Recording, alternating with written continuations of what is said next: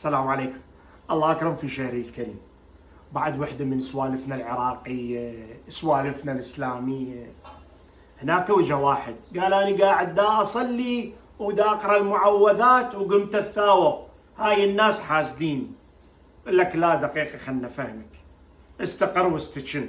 الموضوع ما له علاقة بالحسد، الموضوع كالآتي: أنت سهيت بالصلاة، الشيطان لعب بدماغك وعفت الصلاة وقمت تفكر وين حفطر وشنو راح أفطر وش راح أسوي ورا الفطور ويا من راح أطلع ووين راح أطلع.